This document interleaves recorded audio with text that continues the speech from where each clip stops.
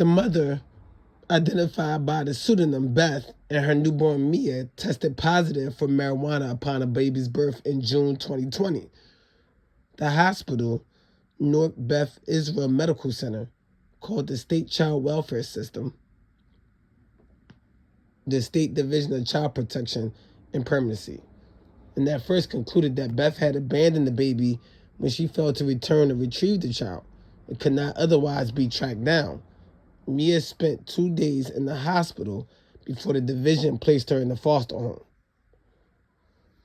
After Beth gave birth to Mia, the hospital contacted the division because both mother and child tested positive for marijuana. Beth expressed to the division caseworker that she would cooperate with the division engaged in the offered services. After reading this article, I learned a few things. And I think that it's imperative that I share the things that I learned with the public.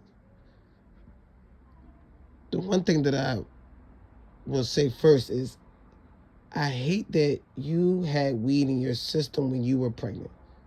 The advice is we all know that they are testing blood when you are delivering a baby. Throughout history, this is how they end up taking babies from birth because the blood in the woman's system is contaminated. This often happens through all inner cities where people are doing weed or they're doing whatever that's in their system. And it's automatically put you at a disadvantage because now you just had a baby and you have to go through all of these steps to get your child back because there's narcotics in your system. Now, it says in the factual findings that she said she smoked weed for appetite. And I thought that when you were pregnant that your appetite increases, so that's an interesting claim.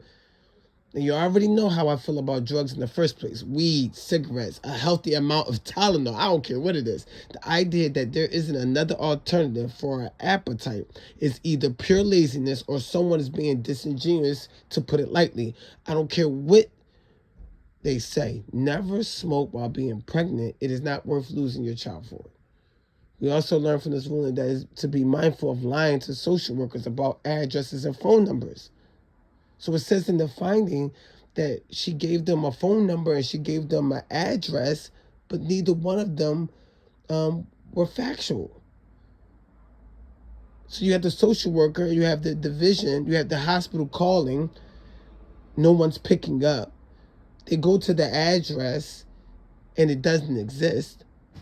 So having a social walk around a neighborhood looking for you on a random street will definitely come back to burn you in reporting and in court documents. I'm happy that Mia is back with her family. The government number one priority is putting resources in place so that foster children get back to their family safe. But we cannot lose our children for recklessness with drugs and lose our children for misleading social workers. We are better than that. And we need to hold each other accountable as it relates to our children.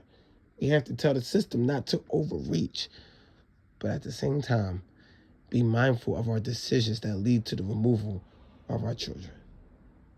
Foster care, us care, world care, God cares.